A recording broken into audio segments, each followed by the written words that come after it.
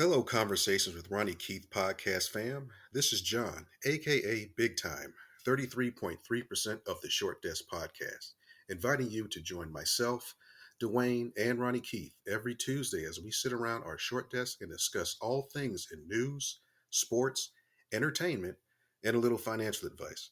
Check out episode 178 as it is a reboot of the show and we discuss our vacation week amongst other things. You're listening to Conversations with Ronnie Keith. This is Conversations with Ronnie Keith.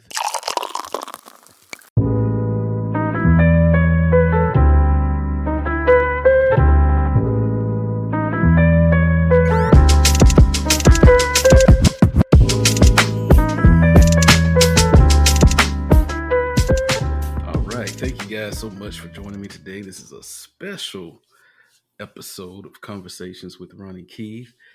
I have two special guests on today. This is the first time I had, more than me and another person on this episode, but the times have called for this to be a special episode. We had a very busy week this week with the elections going on.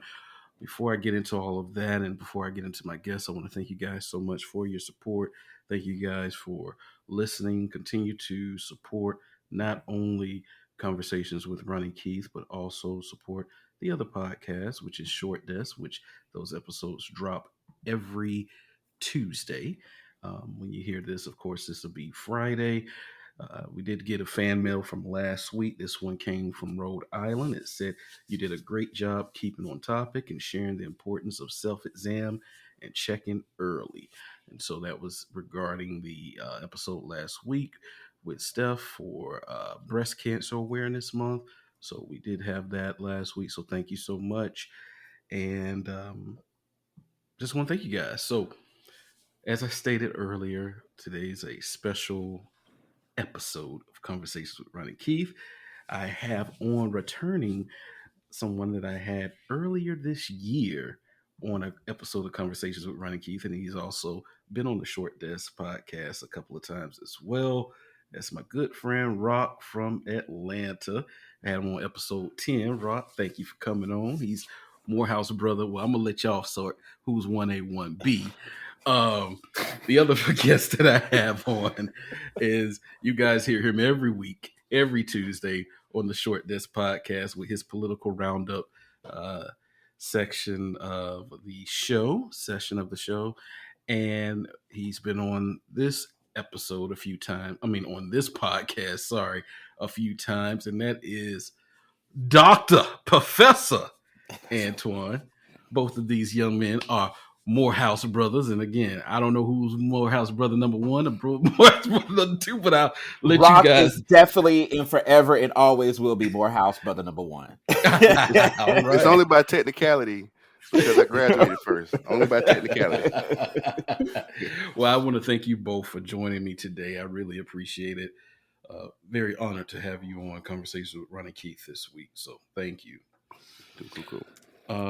Well, the elections was on Tuesday. We're recording this on a Thursday evening, and the AP had called the race for Donald J. Trump. He received 295 electoral votes, while Kamala Harris received 226, with her getting 68,456,307 popular votes, and Donald Trump getting 72,977,603 popular votes. And I think they're still counting a few states as we speak. I think that they're still reporting that Arizona is at 70% reporting. Nevada's at 91%. Florida's at 99%. Georgia's at 98%. You get the point. It's over. But they're still counting. But that was the race to 270, and Donald J. Trump got there first. There's a few other Senate votes still being counted. A few other U.S. House of Representatives votes being counted. Excuse me, y'all. So let's go ahead and jump into it, guys. I wanted to get you two on there because there's there's a lot of things that's been going on post election, with everything that has happened. As you look at the map, it was a sea of red. I don't know when was the last time we've seen this much of a lopsided victory Mm-hmm. for the right.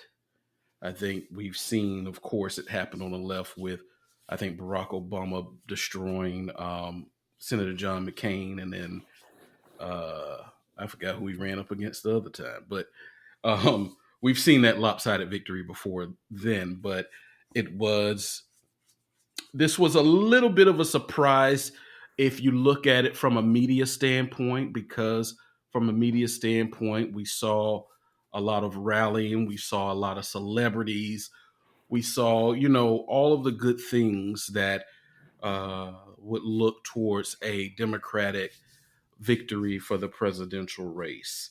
And even if you listen again on the Short Desk podcast every Tuesdays during Antwann's segment, with him tracking it as well, it was tracking in Kamala's favor. Mm-hmm. It did not end up that way. Matter of fact, it was a full red spread, not only in the White House but also the senators in the House of Representatives, as they now have regained majority for the first time in 4 years. So before we get into emotions and feelings and some of the things that we've seen, I've seen a couple of things online and I've had a problem with. I want to first kick it off to you, Antwann, and Mm-hmm. get your thoughts and your feelings on the projection of the race and the actual results of the race. And again, we talk about this, every week. You talk about it every week on your TikTok page as well. So, bottom line, what happened? Excuse me. I'm still trying to figure out where 20 million people went missing. Honestly, I'm just like, whoa, were that many people, like, did they defect? Did that many people defect, like, and hand this election over? But there were a number of issues that were on a table that I did warn about at the beginning of the election. But according to the polls, things were still swinging. And one of those things, right, has to do with Palestine. A lot of young people were just not, satisfied with Kamala Harris's response to that.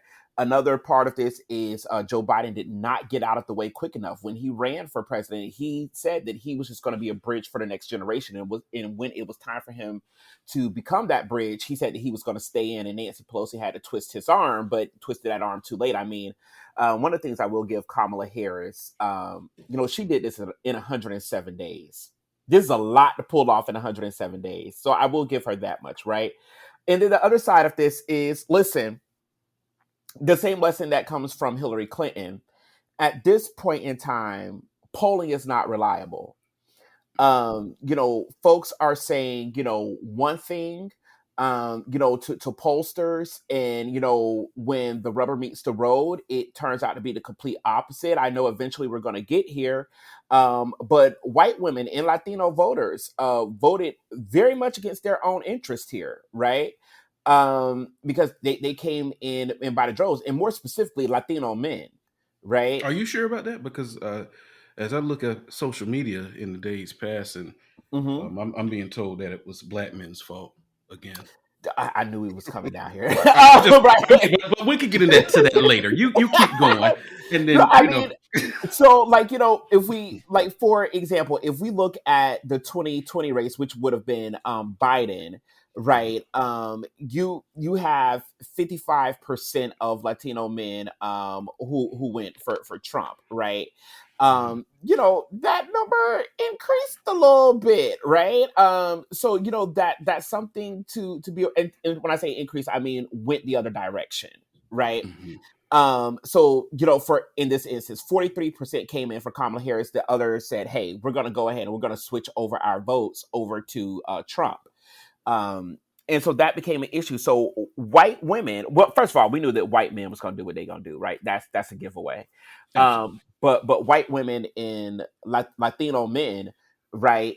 Shout out, to that particular demographic. They voted Trump. And now I will say this: they lump all other races together. I do need to see that Asian breakdown. Mm.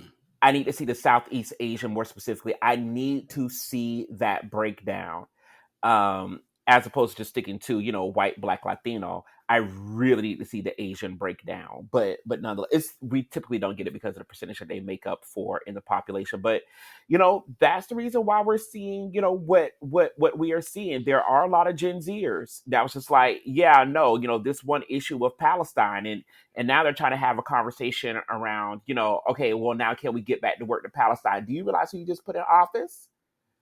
You might as well kiss Palestine. Oh, I shouldn't laugh. You might as well kiss Palestine like goodbye. It's going to be flattened. At least with Kamala Harris, you would have had an opportunity of having a conversation. That's gone, right? But I, So, but I think, excuse me, it begs the question of obviously what Kamala was running for wasn't working, right? Because not only did he win convincingly, he won the swing states. mm-hmm.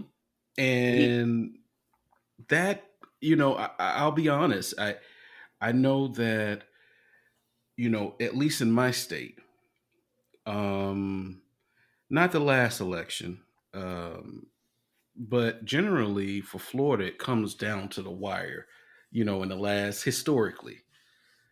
This election, this was the first time I ever seen Florida call so early. And I was like, whoa, okay, what's going on here? And then when I saw Pennsylvania was too close to call, North Carolina was outright called, and I said, okay,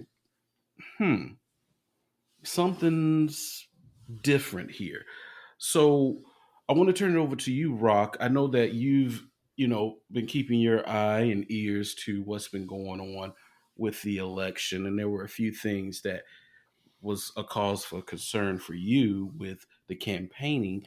Did Hmm. this turn out the way you thought it would, and what could have been done differently?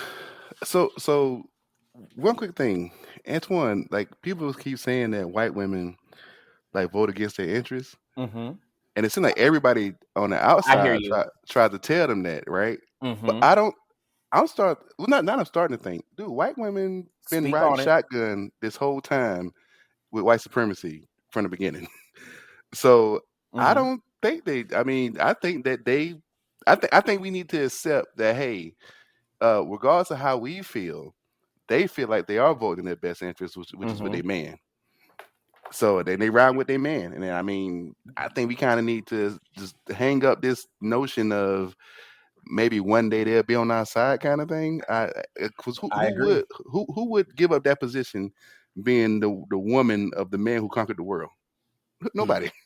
So I don't know. I just like I don't think they voting against the interest. I I mean, agree with that. to a Mm-hmm.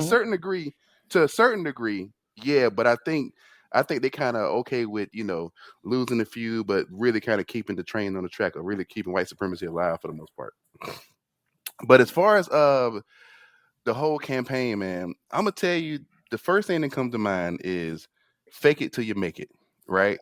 And from what I saw, it seems like the whole from the media to all the politicians, it seems like the DNC put the bird call out across the nation of look, we go make this look as close to '08 Obama as we can. Even if it's not now Obama was smooth, he got us Obama was organic.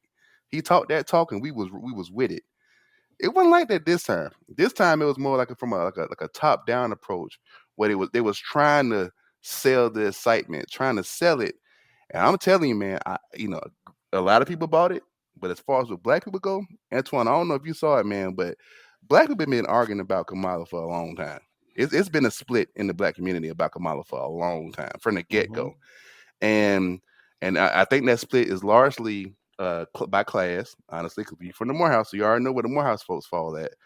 But when I look at, if you just look at any Kamala interview, Breakfast Club, All the Smoke, Even with that the white women's podcast, they call her daddy.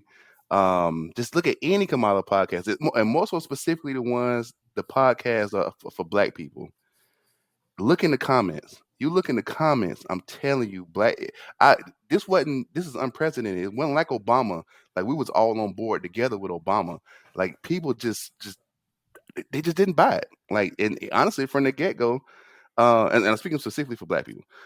From the get go, even in 2019, it was already like everybody wasn't on board. It was a little back and forth or whatever. And then this time around, she had the whole machine behind her. I've never seen anything like it, and people still wasn't buying it. No matter what, no matter how many bring out Beyonce, Taylor Swift, shoot, she had everybody except Michael Jackson and Jesus show up for her, and people wasn't buying it. They weren't buying it, man, and I don't know. So I think it just came. I think it came and backfired.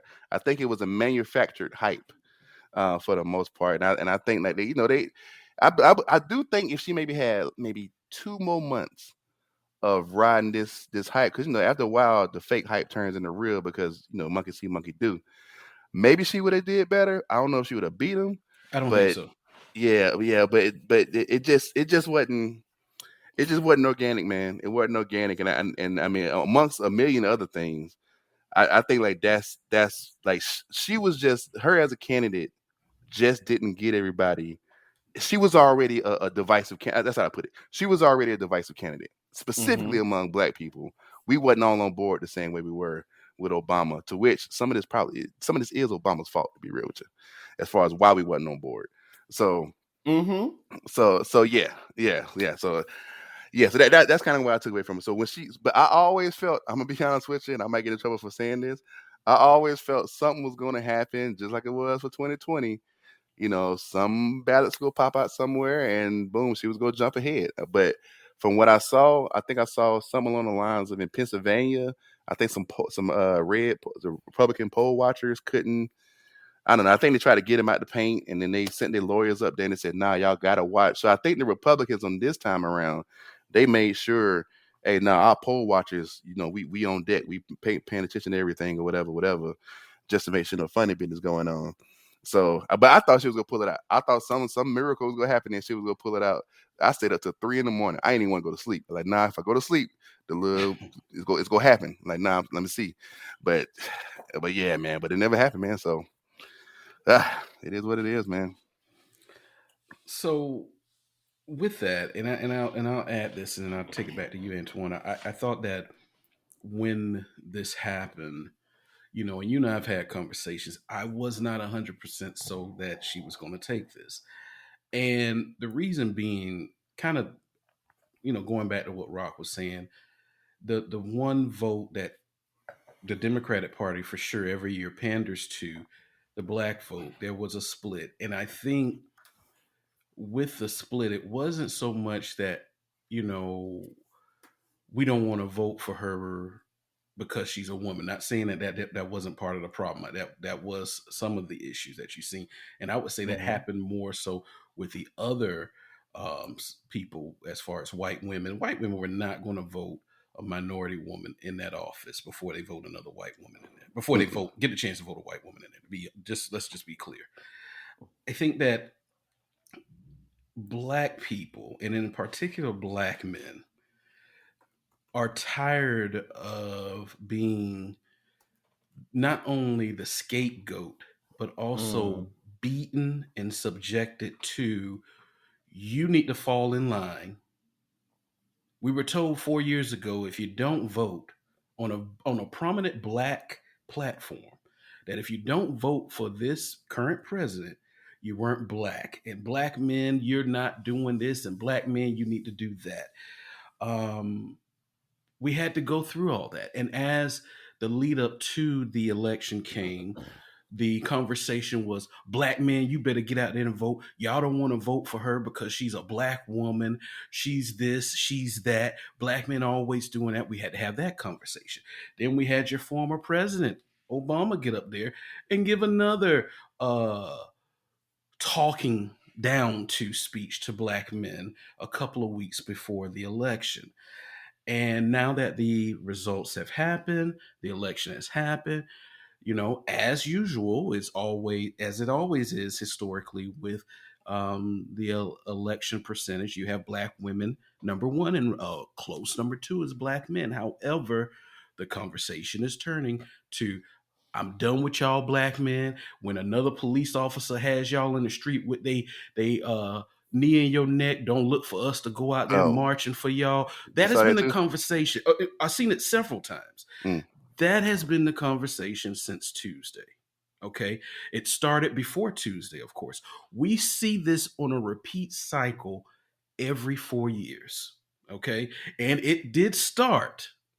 I'm going to say this again because I voted before Obama got in office. It started during the Obama years where it became a safe space to blame black men for whatever doesn't occur for the Democratic Party. Mm-hmm. And that is a problem that to this day has not been solved, hasn't been done away with. And I think we're going to continue to see an even bigger shift in those numbers come 4 years from now. Because now it's a growing frustration.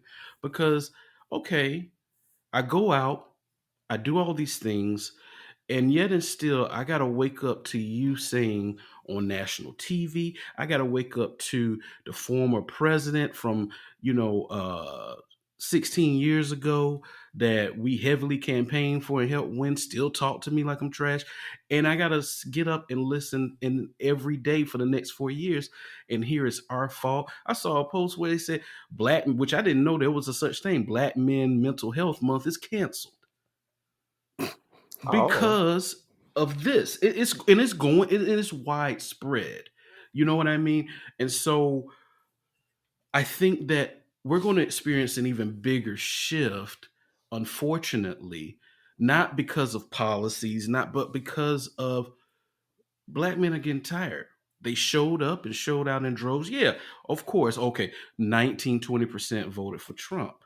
Mm-hmm. Sure. But who else voted for Trump, if not majority, half, almost at half? But we're still getting the blame. And I believe that's being manufactured by the political party known as the Democratic Party. And Mm-hmm. so that's an even bigger issue for me as a black man as I sit here and everyone turns to us and points the finger that this East Indian woman with her white husband didn't get into the White House as president. Oh, Jesus. Yes, I said all that because we both know if the roles were reversed and there was a black man running with his Jewish white wife, there is no way he wouldn't have even been on the ballot. Let's just be Mm-hmm. real. We sit here and we pick and choose who's black and who's not. We just went through a whole damn 3-4 months of a man that his daddy is clearly a nigga, and I can say that because it's my show. A nigga from the South, and his mama is a Jewish woman from Canada. And we sat there and said, well, he ain't black. He ain't got no right saying nigga on his songs, even though we danced and rapped to his music for the past 15 years. He ain't got no right. He got Mm-hmm. exposed by Kendrick. He ain't not like us. But on the flip side, we got a woman that we ain't never seen, not a damn black person in her family ever. Married to her in the old pictures. But we were told, if you don't recognize her as a black woman, we're going to attack you. We had the Janet Jackson attacked by a black man because she had some questions about this woman that she said in an interview, which she has every right to say. And we sat back and let this black man who has done some despicable things. I ain't even got to get into the despicable things. First of all, we got lied to by saying he was a king of comedy, because he ain't. But the things that he's done in his personal life, we're not even going to glorify right now because it's that despicable. But we let this black man attack this black woman for her thoughts on a woman whose ethnicity we're not 100% sure of. Yeah. When have we witnessed that happen in American history where we allow a black man to get on his platform and attack a black woman and everybody rally behind him? And Look, not only just a woman, someone that is considered a musical. She is mentioned. There's only a couple of names that can be mentioned in a certain vein. It's Michael Jackson. Then right under Michael Jackson, you got the Prince, the Elvis, the Madonna, the Janets. And we sat here as black people because before then it's protect black women, right? But we allowed, because she made a statement and she had a question that everybody has. But she made a statement. We allowed this black man to get up there and talk as nasty as he did, and everybody cheered him on, that which blew my got him, mind. That blew my mind. I ain't gonna which got him a platform at the DNC. Yeah, that blew my mind when everybody turned on Janet, though. I ain't gonna lie to you. So, Who is everybody? Antwann, are you part of? No, that's family business. I ain't gonna put the school out there like that. But I saw a lot of grown. I saw a lot of grown folks, a lot of grown black people over the age of 35, laughing and co-signing D.L. Hughley disrespecting Janet Jackson. I saw absolutely, I saw a lot. It blew my mind. I'm like, hold on, that's Janet Jackson. rock the Come on now. majority, the majority, the I mean, high you're majority. not wrong. And my thing is like, when it comes to the Janet situation, two things, well, actually three things happen to be true in this particular instance. First of all, in the interview, she said she heard that Mm-hmm. this was her particular ethnicity. She did not say this is what I believe. She said this is what I heard. And let's be clear, right, about Janet. I know we didn't intend to go down this aisle, but I'll bring it back. But Janet Jackson is the Blue Ivy Carter of her time. Okay, Mm-hmm. like Mhm. like she's aware of racism, sexism, different things of that sort. But it's not necessarily like that you go to Janet for an in-depth political understanding of what may be taking place, right? Correct. Because that's just what that is. And there's also one of the Jackson brothers is a heavy Trump supporter, right? Who helps to guide her career, right? He just posted a picture the other day on Instagram that said, Which "Make one? America Great Again." I forget which one it is. It's definitely ain't Tito. I can tell you that. Jesus. Oh, that was horrible, Lord. Oh my god. Oh my god. But um, I but already read it. nonetheless, like these are the people like that are informing her worldview. And then the other side of this, right, that we have to talk about, which flew under the radar, is we have to talk about anti-blackness and how that materializes, because that interviewer was an Asian woman. Mm-hmm. And as a journalist, there is a way in which you can cover your subject that you are interviewing, right? You can cover her. You can say, okay, stop the tape right here. Oh, this is what we know. Her father is Jamaican, different things of this sort, and then press play. And what her interviewer chose to do was exploit that moment. Nobody read the rest of that interview. Everybody honed in on that moment. And I think anybody that Absolutely. really knows, Janet Jackson's character, no, that's not how Janet Jackson gets down. But what that what kind of word is that? It's the whiskey. Anyway, That's all right. but what that specific interviewer, what she was able to do was get a come up off of Janet that didn't even last 5 minutes, right? All that to say this, right? Speaking broadly about the election, either something is severely off and we are about to see something like some tables turn in the next couple of weeks that we are not expecting, or we need to brace ourselves because we are looking at the next reign of white supremacy in full, right? Because these things run in waves. I'm not, suggesting that white supremacy, evaporates then reappears. I'm not saying that at all. White supremacy is always present, but in terms of looking at the U.S. historically, this operates in waves, and this election represents an opening salvo of that. The number one person we all need to be concerned about is Elon Musk, but nonetheless, either something is severely wrong that's going to be, looked at more closely in the next coming weeks that could get us a different result, or this is really what it is. And, Black people, we have to take care of ourselves, in this particular time. But I But do hear your concern how can we about. take care of each other and we fight every 4 years against each other for a candidate? We're the only people that do that, Hmm. Antwann, when it comes down for election time.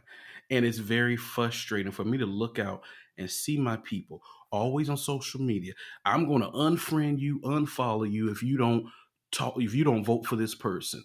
You need to, Hmm. this person is this and that, and you need to do this. People are getting tired of that. And it didn't really show in this election by the numbers with Black people. But what I'm saying is, Oh, it because did. It it's did. spilling up. Well, No, it did because a lot of Black people didn't show up. well, we didn't show up, but what I'm saying as far as who we voted for when we did show up, it didn't really spill. But next time, those people that didn't show up, like you said, Rock, and those people Hmm. that voted with the left could be switching over because Antwann, I don't when I see a candidate get up there Hmm. and it's about to be a convention for them, I do not want to see any booty or pee popping before the candidate is supposed to get up there and talk. I don't need to see that. And you know what it is, Keith? You know what it is? Hmm. You know how you might have like a non-Black friend and they cool, but sometimes they Yeah. might say something Yes. because they got a little too comfortable, right, Mm-hmm. with you, and thinking that Mm-hmm. they could get away with it because I think Democrats and got a little too comfortable with Black people, Oh my and they God. Absolutely. Yes. and they like bringing out Meg the Stallion twerking and Glorilla and all this other stuff, or even how they had Cardi who's she Latino, but they had her speaking to Joe Biden, representing the Black. I think they got a tad bit too comfortable with us, and they disrespecting us, and I'm like, I don't think they realize, or maybe they just ignoring it. I don't know, but I think they turn off more Black people than they Yeah. think with a lot of the tactics that they use these days to I guess to get us to vote. Like that whole no voting, no fucking commercial with the strippers last I didn't see time. that. Oh man, they had two of them. They had one with the strippers. This is in 2020. They had the one with the strippers, and they had one other one that was it was one other one that was kind of great. But they definitely had one with the strippers. And I'm like you talking to Black men who go to work, and this is my thing. You talking to men who go to work every day, raise kids, pay their Hmm. bills, pay their taxes, get their car fixed, watch a football game. You're talking to men, but for Hmm. some reason, if you say Black men, doo-doo-doo, they brain just a stripper, doo-doo-doo, Hmm. weed, doo-doo-doo-doo-doo, jail. I'm like, hold on, what's wrong? Like, we Sex. yeah, sex. Like, what's wrong? We men. We the same way they went to the Latino men with the 5 points for the Latino people, and it said something on the lines of it talked about business and money. Hmm. It honed in on business and money, but with the brothers, it was like crypto and weed and stuff. And it did say business too, but why we talking about weed? I don't even smoke weed. A lot of people don't smoke weed. But what? Why we talking about weed and crypto? And like, so it's I think they're just a little too familiar with us, and somebody need to just put their hand on their chest, like back up. Let's keep this formal because you're kind of doing a little too much, and I think that's kind of what's going on. Yeah. Well, I mean, like there's a lot that's happening, right? So first of all, like, I do agree that Black men are getting to this space, like, right, where, we are tired of getting like beat down. Absolutely, 100%, right? I'm completely in that number. We overwhelmingly voted for Kamala Harris. We overwhelmingly voted for Joe Biden, right? And I think as much and I tell my students this on the regular, before you try to go outside of your necessary demographic, you have to reconcile what's going on in your own demographic, right? So what happened to, even though it's a marginal number, what happened to the 1% of Black women who broke for Trump? Hmm. And why aren't we talking about that? Because that represents like thousands of people, right? And that's not necessarily like coming down on Black women. I don't want to say that, but if we're going to talk about the brothers in nuance, right? Because these numbers were negligible. The same thing that happened in the numbers for Black men is the same thing that happened in the numbers for Black women, right? So that's important, like to look at that we have to examine. But nonetheless, when it comes to this issue of dealing, like when we're talking like to Black men versus when we're talking to Latino men, I really want to center like Barack Obama in this moment because he was brought up earlier. And a lot of this we can, and this is where my students usually they be like they clench their butt cheeks. I can tell they be clenching. They be like, we feel real uncomfortable. I'm like, we gonna be uncomfortable in here together. A lot of this, does have to do. If you first of all, we already know Joe Biden did not get out of the way early enough. Secondly, when it was called that Kamala Harris was going to be the nominee, the first person that came out and endorsed her immediately was Hillary Clinton. Barack Obama withheld, and this is my problem with him coming down on that group of young men that were sitting there like he did the Morehouse brothers in 2013, right? Because you can't come down on a group of men for not voting when you were the main one who did not come out with your endorsement. He wanted a what do you call it? Yes, primary. He wanted a primary. He wanted a primary, and that was well documented because he said that Kamala Harris is not who I want to see because he's in the same boat with Nancy Pelosi. Right now, here's some nuance. How do Latino men get to Trump? And this is an area where we can say, thank you, Barack Obama. Because Barack Obama's monarcher is the porter in chief, right? So how we get to a Trump saying, build that wall, build it tall, and I'm going to, deport this many people, is because he's in competition with Barack Obama. Even when Trump did his first term, he still did not deport as much people as Barack Obama. So Latino man in certain demographics within the Black population, so this would be Jamaican folk, Nigerian folk, Haitian folk, etc., right, who were deported under the Barack Obama administration, i.e. Democrats, they don't give a fuck about the Democratic Party anymore because the Democratic Party was splitting up families before Trump was. That's a hard conversation to have. So they're going to switch over to the other side and say, yeah, he's a little bit racist, but he didn't deport my uncle. And that's a difficult conversation to have, right? And then you also have like some of the economic decisions that were made under the Democratic Party. And so like what am I basically getting at? Trump has, and this is the other side of it, Trump has pulled the Republican Party so far right to where the Democratic Party has now become conservative centrist. And that has been embodied by Barack Obama. So a lot of the stuff that we see today in terms of Latino men voting for Trump, a lot of that has to do with what Barack Obama did during his presidency. He's called the deporter in chief for a reason. We just don't report on Barack Obama breaking up families because he's in blue. We don't report on the experience that Latino women had under Barack Obama because he's in blue. Like Barack Obama even did a lot of damage to HBCUs under John Sylvanus Wilson, who later became the president of Morehouse College. And we're not talking about that, right? These things deserve nuance. He got rid of Negro, the legal term Negro. I forgot exactly when that was, but I think it was that, and it was a term either for Asians or for Latinos.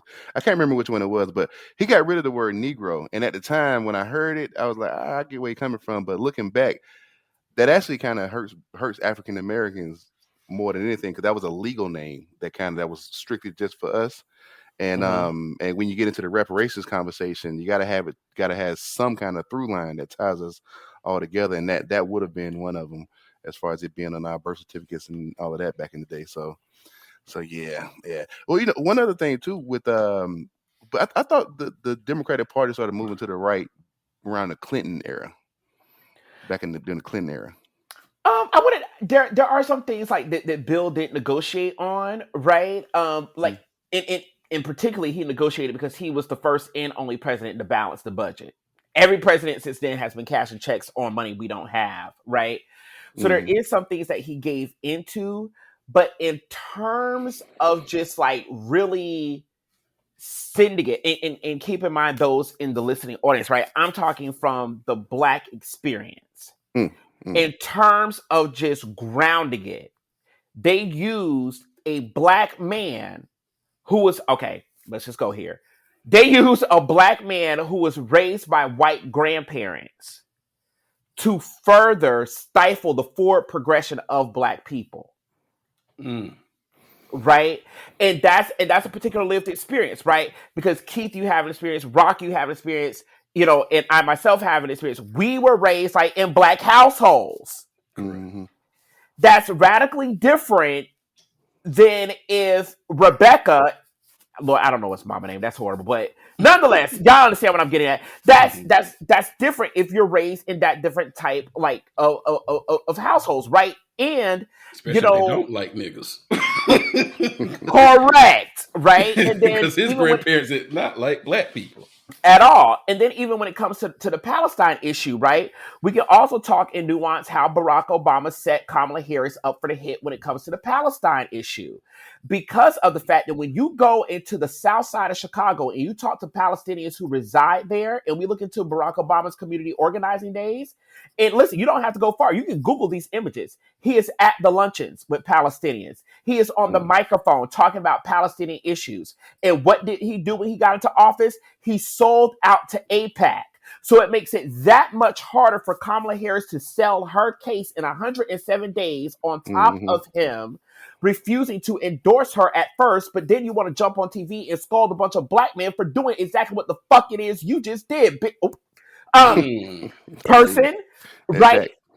Like these are very nuanced issues, right? But I do want to say this because I said this to my students, right? Black people, we deserve to rest. We're not rescuing this country no more. It is what it is. They got what they asked for. They want mass deportations. That's what's guaranteed to take place. However, mass deportations, if you do a calculation, it costs trillions of dollars, right? That means that not only people who work in hospitality, agriculture, and all these different other areas, you're not going to have workers in that area. And those prices are going to surge on top of the tariffs that he's talking about. Give these motherfuckers what they asking for. It is what it is. We can't rescue these people anymore. This may sound ignorant, and I'm sorry, but I'm okay with it because you know what? Burger King done started tasting good again since he was in office. They shut down a couple of Crystals because they got owned by the Arabs. You know, it's a lot of things that change. I know that's I gotta keep it. I thought he was trying to get out all of those. I think I keep hearing either 11 million or 16 million that's came across since Biden got in. I thought he was aiming towards those people who came in the last 3 years. Not, I mean, I don't know, not everybody. No, but he wants targeting just those. He wants everybody. He wants to review the H-1B visas. He wants to review naturalized citizens, right? Which there is a clause, right, in that law that would allow him to review those naturalized citizens. But the thing that comes with this, white people who did not go to college tap in because that's who voted for him, right? Which I doubt they're listening to this podcast. But the people that he's endeavoring to get rid of, that cost money. He's going to need at least 31,000, at least. That's minimum. That's on the safe side of things. At least 31,000 agents to go pick up these people. We have not talked about judges. We have not talked about buying plane tickets. Anytime you kick people out of the country, you got to buy buses and you got to buy plane tickets. You have to communicate with countries that are willing to take folks on. You got to have facilities to house these people. Right now, the United States does not even have facilities that can accommodate 400,000 people. So what are we talking about? Japanese internment camps again? Well, let me ask you this, Antwann. And yes. Here's what I want to know. We went through the president's race, right? Trump won that. Senate has Republicans have the control, 52. Yes. Okay. The House has the control currently with 209 to 193. Okay. Here's what I would like to know. Because obviously, whatever message was delivered was not bought from the Democratic side. Something's not working. Mm-hmm. Clearly, something is not working. There needs to be a different approach. And I'm not saying, oh, I'm pro one way or another, but apparently it wasn't just the whites. Agreed. It wasn't just the whites that voted for Trump. So Yeah. the messaging is not working from the left side. So what needs to change? you We're going to need, like, you know and this is like, back in my classroom space, what this moment makes very, very clear, right? um and Morehouse brother number one can probably speak more succinctly to this than I can. What this means is that a new politics is absolutely needed, because the Republican Party has gone so far right that they are just it's the radical right now, right? And the Democrats have become the Republicans of the 90s. That's exactly. There we go. I'm listening. I'm listening. And so with the Democrats now shifting to the right, you have a whole cadre of people who the Democrats no longer reflect our values. They no longer reflect our values. You are also dealing with, and again, I am a Negro, right? As Morehouse brother number one has stated, right? I am a Negro. Um, and there are a lot of things that's going down in the Democratic Party that I do not necessarily agree with, and I do not see my values reflected. And that is what you're dealing with. And at this point in time, Black people are tired, right? How much of our, as James Baldwin said, how much of our time do you want? You took my great grandfather's time, my great great grandfather's time, my grandfather's Mm-hmm. time, my daddy's time, and now you want mine.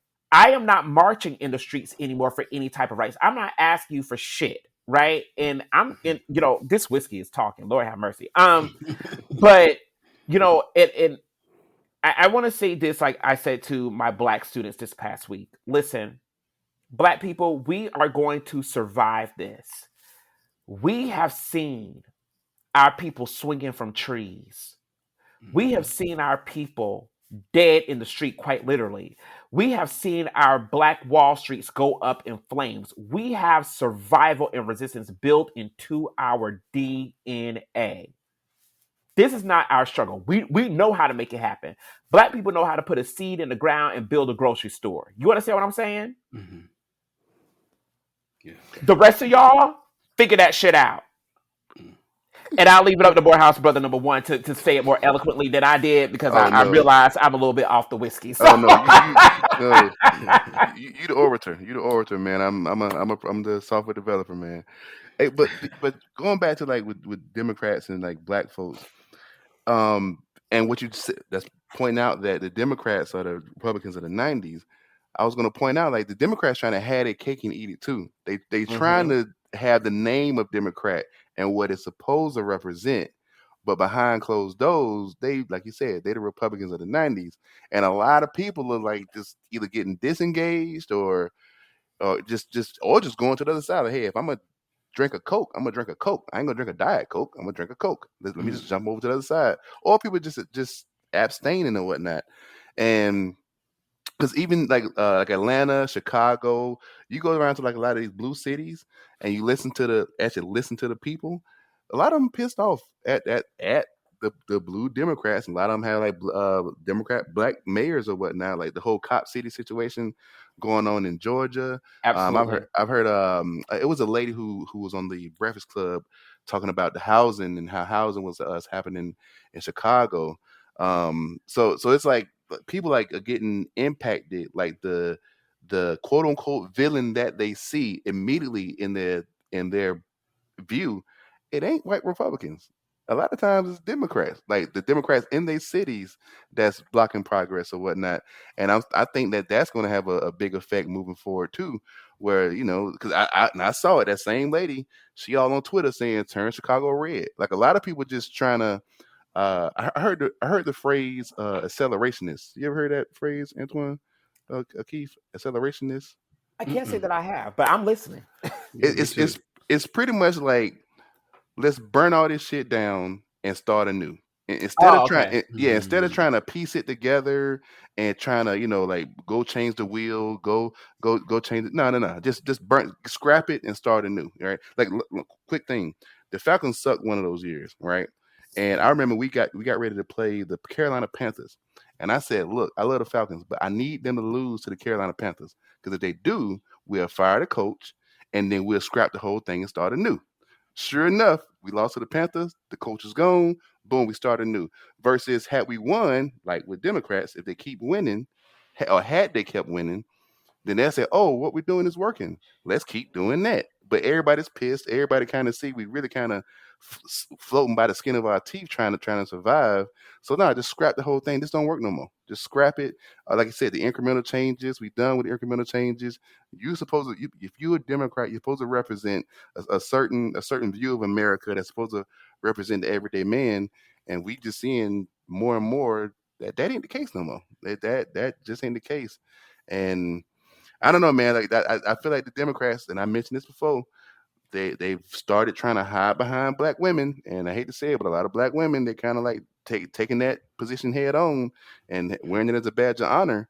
But I'm like, hey, it's a dangerous position to be in because Yes. it's for a few things. Because when MAGA start doing what MAGA do, they gonna say, well, who's the representative of the Democratic Party?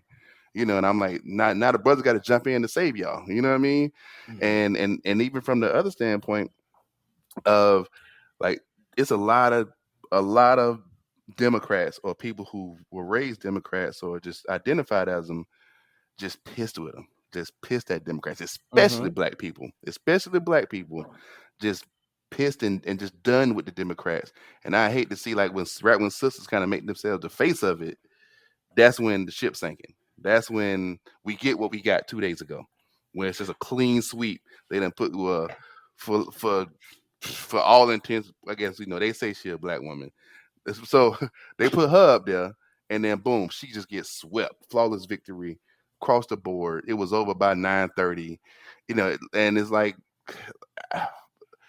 I don't know. It's there is a lot to be said, especially with black folks, and I talked with Keith about this in our relationship with the Democratic Party, because Antwann, you mentioned about uh save ourselves, let everybody else fight that fight, but I feel like we need to like just take a step back from the Democratic Party. Like, hey, look, y'all got it. Agreed. We're not doing no door knock-ins. We're not doing no phone banks. We ain't, Absolutely. all our radios, the black radio stations across the country, we ain't diving on your side immediately as soon as you announce a person. Like, no, we do a step, fold our arms, take a step back, and let you figure it out. And typically when you negotiating something, if you get quiet, they start offering stuff you know. Yeah. Mm. But we don't do that. We don't get quiet. They say Joe Biden up there, we riding with Joe Biden. They say Kamala up there, we run around riding with Kamala. So it's like, nah, we gotta just how about we just fall back for a second, let the other folks get it. And if they need us, they'll come to us correct. And they need to come to us correct. And we need to make sure that whoever our quote unquote representatives are really speak for us. Because one thing, I don't know if y'all seen the fallout, all them Negroes who claim to speak for black people, boy, they've been hooting and hollering and crying the last couple of days. D.L. Hughley, Plies, Mm-hmm. bump behind. Who else? Oprah. You know, Oh, all of them been all of them. whining. And I All have a of them. question for you, both of you, actually. You just gave me a great thing here. So you just named a couple of names there that were on the forefront, right? And no one questioned why these certain people were at the forefront. Mm-hmm. It was all good. We go back 4 years ago where Ice Cube presented this what was it called? Um Was it Platinum Plan or was it Plan some for Black plan, America? Black America, right? And he wanted to meet with both candidates. One candidate said that he wasn't going to meet with him until after the election. The other one jumped up and said, I'm going to meet with him. And black people tried to burn him at the stake because the other one said, I'm going to meet after. Nobody else came up with anything. Nobody else brought anything to the table. Nobody else said anything. He didn't get up there and say, hey, I just want to meet with this person and see what they can do with black people. He said he wanted to meet with both of them. because all the other ones that's up there jibbing and jabbing and taking Ozempic and with a bobblehead now, or all the other ones that was supposed to be black leaders, they don't care. And I look at them with the side eye anyways, because 20 years ago that was your best friend. Now you don't like him. But anyways, we destroyed this man. You know what I mean? He was burned at the stake, and I just feel like those things happen because the Democratic Party has strategically sat down and said, I know how we can turn black people on. No, I know how we can convince black people to vote for us all the way. And the way to do it is to bring in the black woman, because you do not want to upset the black woman. And it worked for a couple of years, but now it has turned us against each other, and we're now fighting, and now we're destroying each other because Mm-hmm. of what this party has done. And so what I want to know from you guys is, how do we get away from that? And I know you guys just said earlier, oh, we step back, Mm-hmm. but that's a lot, because now the Democratic Party has strategically put the black woman as the face of the party as far as who we're going to cater to. They didn't put Mm-hmm. a woman that looked like Angela Bassett up there to run for president, right? And again, I'm not trying to get into specifics here, but let's just be real. We haven't seen a black person that looks like you and I as the forefront for the Democratic Party. Okay, It's not been an African American, because right, Barack is Kenyan and correct, Caucasian. correct. And then of course, she's Indian and Jamaican, but so it hasn't been a American A a black black American. American that come from slavery in this country, That's right. nah, at all. But Uh, they are catering to a certain mm-hmm. demographic to make them feel like they are the face. But instead, it has caused more division than coming together. So what can happen now? I pose that to both of Um, you. I'll say this in response, like, to your immediate question, in terms of like, how do we bridge this gap? How do we come back together, right? And this is good. And I've never said this to his face, so I'm going to say it over the internet. And I'm glad that he is here, because it is one of the reasons that I absolutely admire him.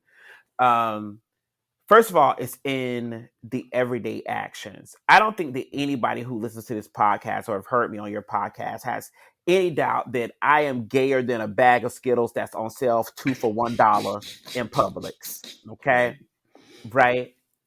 Mhm. I have never had a problem with Rock. Oh, you my dog. Rock has embraced me, right, as like a brother. Like, he respects me, I respect him. I really do look up to Rock in so many different ways, right? Mhm. And it's going to require grace, because my relationship, like, with heterosexual black men, can sometimes be tense. And Rock is definitely more masculine than I am. Right?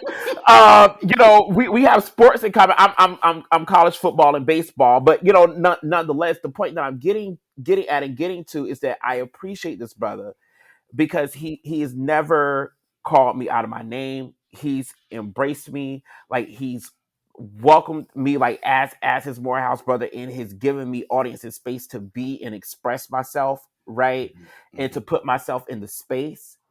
And that same thing we are going to have to do for one another, right? So instead of looking at, like, big picture in terms of, like, how do we all come at it? It's in the everyday interactions that you acknowledge the humanity of your fellow black being. And if anything, right, I would ask all black people, regardless of our various cross-cutting demographics, right, that may differentiate us, whether it's sexuality, gender, etc., that we begin to have, or class, that we begin to have grace for one another, Mhm. right? That we make space for one another so that we can understand one another's experiences. If there is a such thing, right? He don't went quiet on me, but he'll be okay. If there is a such thing as democracy embodied, if we're gonna call democracy, like, right, when we truly look at the, like, definition of it, Mhm. if we are going to call, like, democracy, to me, it is Rock embodied. This Mhm. man has never come from my neck. Mhm. This man has, like, intentionally, like, sort out my opinions. Sometimes, like from time to time, like we'll be in each other's inbox, like on Facebook, and it's all love. Like when I see this brother in person, every few years when I see him, like it's all love, and that's what Mhm. it's going to take, right? Getting back to center and seeing that in one another, and Mhm. the reason why highlighting like Rock as an example is important, and I say this to my students all the time, please, black people, please stop, and other people as well, please stop telling people that people died for us to have the right to vote. Oh yeah, Mm-hmm. yeah. That is not the case. Mm-hmm. We died trying to get to liberation, and we saw voting as a tool. And to the extent that we keep saying black people died for you to have the right to vote, then that creates the space for us to marginalize one another and be like, well, black men didn't do this, black men didn't do that, because you're paying too close attention to the tool when the tool was never the aim. The aim was liberation, the aim was freedom. And so I sent to Rock as an example in that moment to say he is one of the black people that I know for sure that has never taken his eyes off of freedom, off of liberation, and has said, okay, cool, Antwann, now you got some proclivities about you, brother, but I love you nonetheless, right? Mm-hmm. Always. And he has welcomed me like into the space and to be myself, and that is because liberation is centered in not trying to be inside of the franchise that is the Democratic Party. Do you see the Mhm. practice that I'm talking about here? That is a different type of approach. And if we could do that as a black community and say that black men, make sure you go out and vote, make sure you do this. And I'm not saying that voting is not important, but what I'm saying is humanize the folks that you are talking to first, offer Mhm. grace, offer insight, and realize that we see the vote as a tool, because what we are trying to understand and realize is who we are as a people, right? And bringing us back to one another. And it does us no good to divide over the Democratic Party when the aim and the goal has always been liberation and freedom. And that liberation and freedom cannot be articulated when we are coming for one another's neck. All that to say is, I love you, brother. Oh, love you too, man. Hey, look, man, you my dog, so love you too, man. Love you too, man. Hey, so look, dude, piggybacking off of what you just said, right? So I want to read something real quick. It's 2 seconds. It said, now I said it about black men, but I think it's about in general. It touches on what you said. It said Kamala Harris is struggling with black men because she's a woman. Hillary Clinton got 92% of the blue vote in 2016. The real issue is the behavior of her supporters. Their nastiness, hostility, and entitlement push people away, making it harder to gain her support. Now that was in reference to black men, but I actually see that just in I saw well not see. I saw that just in general across the board where if anybody had a simple question, they pounced on them. They was on them, just Mm-hmm. attacking them, right? And it goes like when you say we got to they see the humanity in each other. Um, because I've always wondered, like, hey, just seeing how everybody is talking to each other, and specifically like the K Hive and the Kamala supporters, and even back with Joe Biden, how black people was attacking other black people, which blew my mind over Joe Biden, right? Um, it's really about like, hey, like when people are responding to each other, or always ask this question to a person, hey, are you looking to get that person on your side to vote like you want to vote, or do you just want to like verbally dunk on them Right. and make yourself feel better? Because if you just want to be right and feel good, okay, cool. But that person could say okay and walk away and vote for Trump. When had you spoke to them, like you said, see the humanitarians spoke to them and not pounce on them, not attack them, not insult them, not say you're misinformed just because they asked a question, you know, then you could probably get more people on your side. But like I said, it got real nasty. Real, like I said, and the Janet Jackson was like one of the highlights, one of the pivotal moments of it.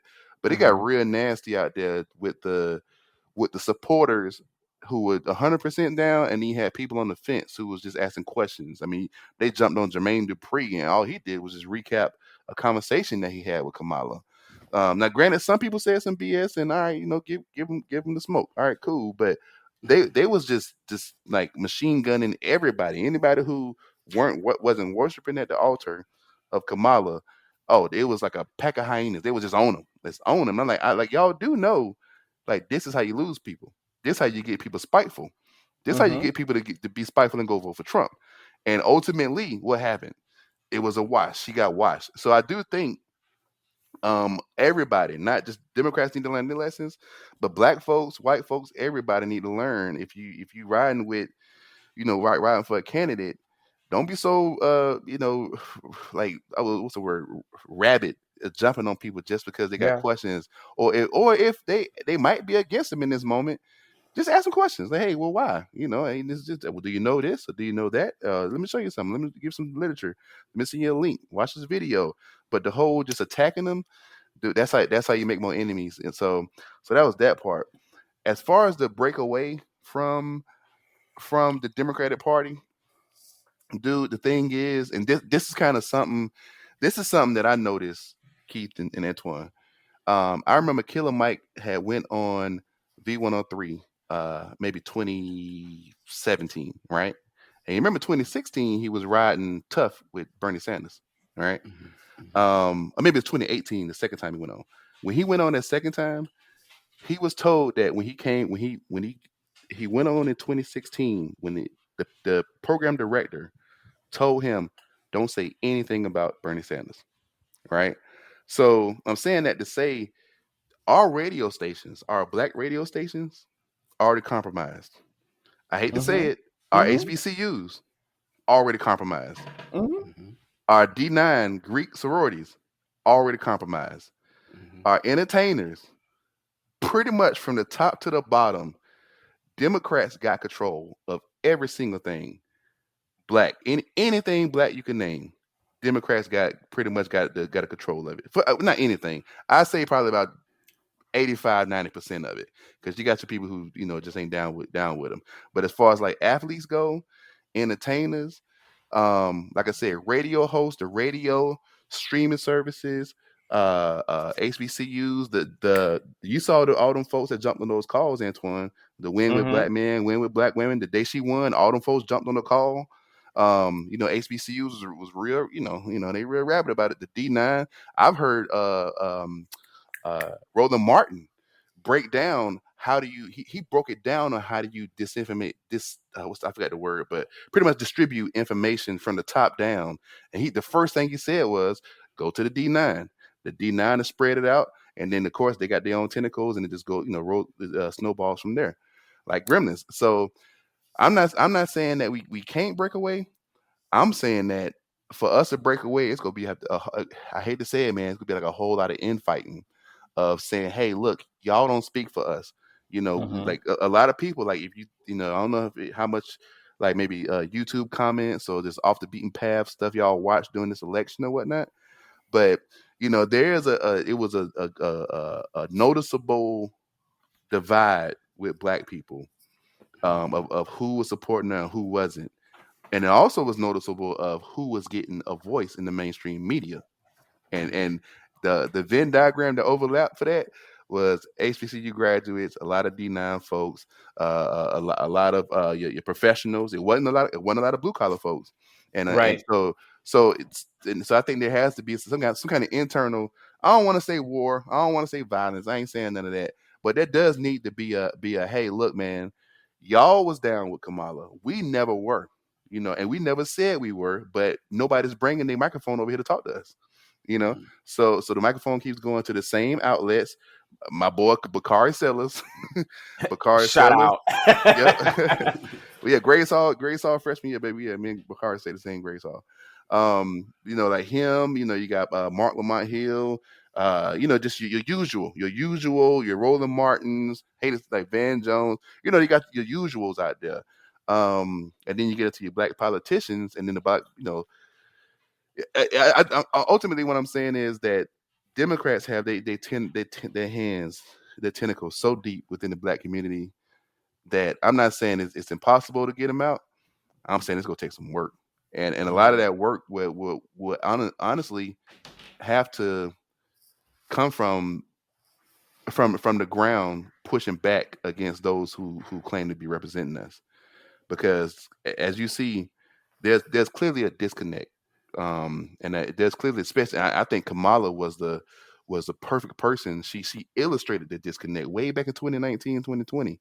She illustrated. I never seen like the disconnect between black people based on class as far as a politician go. And Mm-hmm. like my Facebook friend group is from folks from way back in Augusta, and it's from folks, like from the Morehouse Spelman people, like the upper class, upper echelon folks, and your regular smuggler folks. And I'm telling you, it was a clear divide on who was down with her and who wasn't. And a lot of that got to do with, like I said, HBCU, D9. And one last thing, speaking of like Ricky Smiley is a great example. He was ranting. Oh, Yep, he was ranting on the radio. He was ranting on the radio saying, "Look, man, can you imagine a AKA being sworn in by Delta on MLK Day?"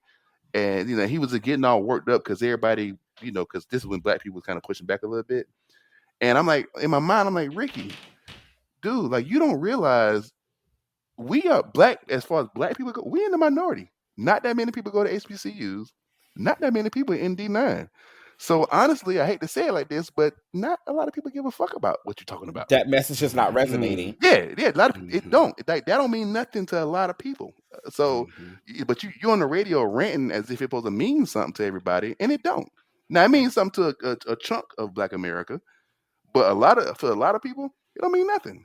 It doesn't And resonate. and that's why I feel like they kind of like blind and like you don't even see you speaking up and they putting the mic in your face, and you don't even see all these thousands of millions of people that you supposedly speaking for, and you ain't even in line with them. You ain't even representing what they say or how they feel. So yeah, that was just a real good example about it. So No problem, man. I And I'll appreciate say this that. before Keith jumps in. The same Mhm. thing I said about Rock also applies to Keith because I don't want people to be out there be like, "Oh, you like that?" No, Oh my God, you Keith don't. Keith has known me since high school. it goes without Okay, saying. Oh actually since middle school, I think. yes, But no. You yeah, don't have to say that because everybody's already aware of our relationship. We've talked about it before ad nauseum on the show, and if Mhm. not, they done seen our pictures, they done seen us together. So that's not something. I like that you established that with Rock because they have an understanding of someone that they rarely have ever heard you interact with. I don't think you guys have ever been. Yeah, you've been on the show once before, but to understand what your relationship is like. So no, you didn't need to do that at all. Oh, yeah, So appreciate it, man. Hey, mm-mm. it's all love, man. All love, man. They'll be fine. Let them say what they want to say.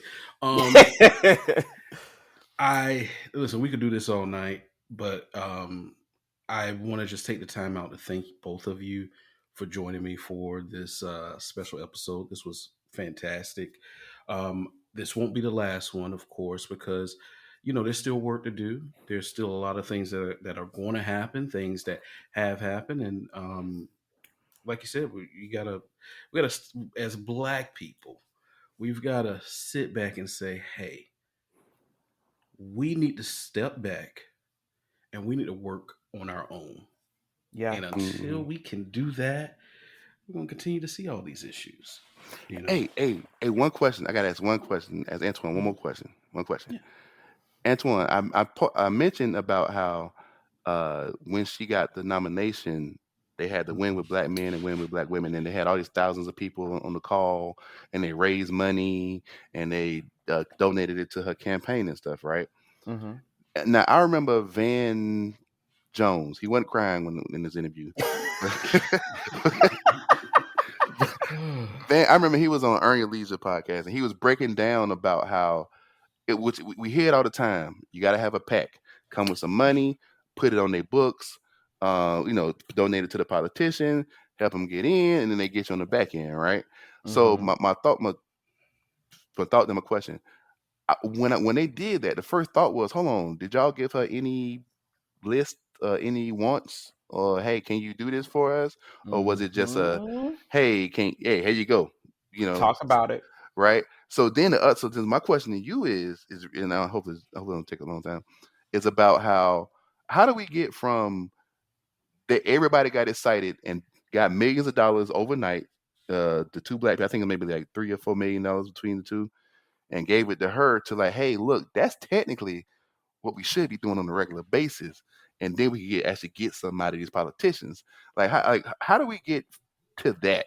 without it having to be, hey, get a woman of color to get everybody excited. Yeah, it goes back to it's a blend of what both you and I like we're saying, right? It's about humanizing one another and making sure that we understand that Black Lives Matter. That's another story for another day, right? That we Mm-hmm. that we see it in one another, because this is not a problem that the Jewish community is having. You understand what I'm saying? Because Mm-hmm. they see it in one another. They understand that one another matters, and so we have to get on the same page, give one another grace, right, and be like, okay, we're gonna raise all this money and we're going to do this particular thing, right? The other side of that issue, and I'm short clipping it. There's a lot to unpack there with what you just asked me, but I'm short clipping it on purpose because I know like we're right on top of time. Um, it's the fact that it goes back to what you stated in terms of class. These were middle class Black people. The fact that you could jump on a Zoom call and donate money, first of all, says that you could pay your internet bill, that you have a computer, and then Mm-hmm. that you have disposable income to give. Mm-hmm. That's not necessarily the case for most Black people. So they didn't necessarily place a demand on Kamala Harris because they assumed that as middle and upper class Black people, that her ideals were already in line with theirs. So therefore, a ask didn't need to be placed on the table, right? Mm-hmm. Um, but ultimately, how do we get there? We've got to understand that, like, hey, we are all in this together, that just because one person might be a janitor and I have a PhD doesn't mean I'm better than that person, doesn't mean that person is better than me. It means we have different lived experiences and we got to come together and work this particular thing out and figure out how to um, collectively organize. And I think you do have a point in terms of like, how do we get to that? How do we get back to that point in terms of pooling money and raising it? Because it's got to go beyond Umar Johnson. Right? It's got to be Come on now, don't Marcus talk bad about Marcus God. Garvey, like with the Black Star Line ship. Let's get on this ship. Let's get up out of here. And we've got to prioritize one another. But we get back to that space by humanizing one another, by seeing one another, right? We do have brothers out there who do need to understand the experiences and the plights that Black women have. We do have Black women out there who do need to understand the experiences and the plight that Black men have in a nuanced way, and it goes further than policing. Our issues Mm-hmm. does not start nor stop at policing as Black men, right? Which is why the barbershop is one of our safe spaces. That's another story for another day. But Mm-hmm.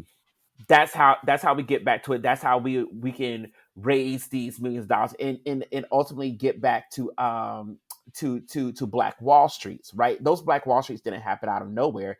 They believed in one another. They held rent parties. They held collective org. They did all of these things, right? Even down to burying the Black dead, right? They did all of these things because they saw one another. They humanized one another. And I think that in this moment of what is seemingly a Trump victory, bar some legal shit happening, that this provides the perfect catalyst for Black people to close ranks, to come together and say, sister, I see you, brother, I see you, they, them, theirs, I see you, right? And anyone else, right, that happens to fall outside of that scope, we see each other as a Black community. And here's what we're gonna do: we embrace Black trans lives, right? Black hetero lives, whatever have you.